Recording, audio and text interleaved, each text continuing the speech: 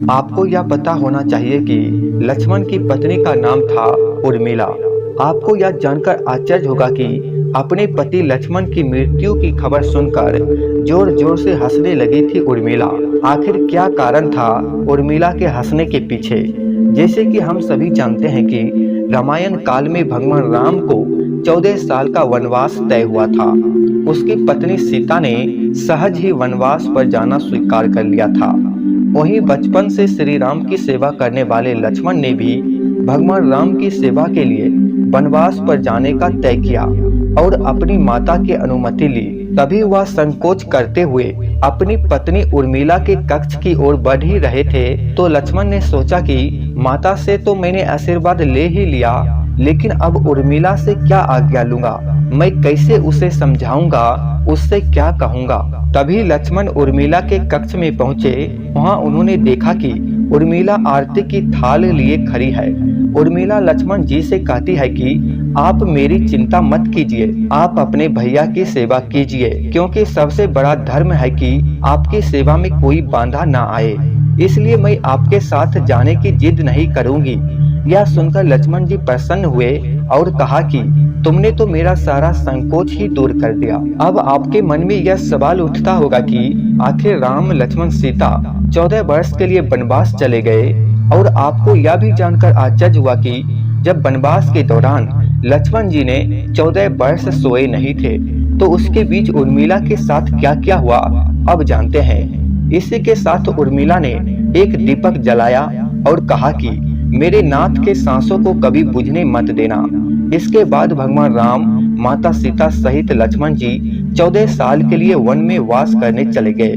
उनके पीछे उर्मिला एक तपस्वी की भांति अपना जीवन व्यतीत करने लगी। बता दे कि उर्मिला भी 14 वर्षों के लिए नींद में चली गई थी। दरअसल इसके पीछे का कारण है कि लक्ष्मण हर समय भगवान राम और माता सीता की सेवा में लगे रहते थे, इसलिए उन्होंने नींद की देवी से वरदान मांगा कि उन्हें 14 वर्षों तक नींद ना आए, ताकि वो चाहे सुबह हो या रात हो हर समय अपने भैया की सेवा कर सके। नींद की देवी उन्हें यह वरदान देने के लिए तैयार हो गई, लेकिन नींद की देवी कहा कि आपके बदले आपके किसी करीबी को सोना होगा, और यह काम संभाला उसकी पत्नी उर्मिला ने। जब मेघनाथ और लक्ष्मण के बीच युद्ध हो रहा था और लक्ष्मण जी मूर्छित हो गए, तब माता सुमित्रा ने क्या कहा आपको यह जानकर आपके आंखों में आंसू आ जाएगा, तो वीडियो को थोड़ा आगे और देखिएगा। कहते हैं कि जब लक्ष्मण और मेघनाथ के बीच युद्ध हुआ था तब उस समय लक्ष्मण जी मूर्छित हो गए थे। तब हनुमान जी उसके लिए संजीवनी बूटी लेने गए थे।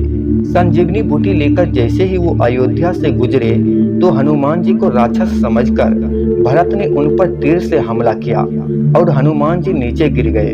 हनुमान जी ने भरत जी को सारी बात बताई कि किस तरह रावण के पुत्र मेघनाथ ने लक्ष्मण जी पर हमला कर दिया, इसलिए वह उनके लिए संजीवनी बूटी लेकर जा रहे हैं। आपको यह जानकर आश्चर्य होगा कि जैसे ही लक्ष्मण जी मूर्छित हुए वैसे ही उर्मिला ने भी अपनी नींद से उठ खड़ी हो गई। जैसे ही भगवान राम जी की माता कौशल्या ने यह सब सुना तो उन्होंने कहा कि राम से कहना कि लक्ष्मण के बिना वो भी अयोध्या में पैर ना रखे।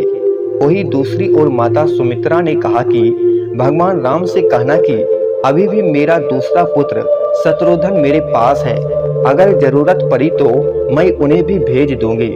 मेरे दोनों बेटे भगवान राम की सेवा के लिए ही तो जन्मे हैं। माताओं का ऐसा प्रेम देखकर हनुमान जी की आंखों में भी आंसू आ गए।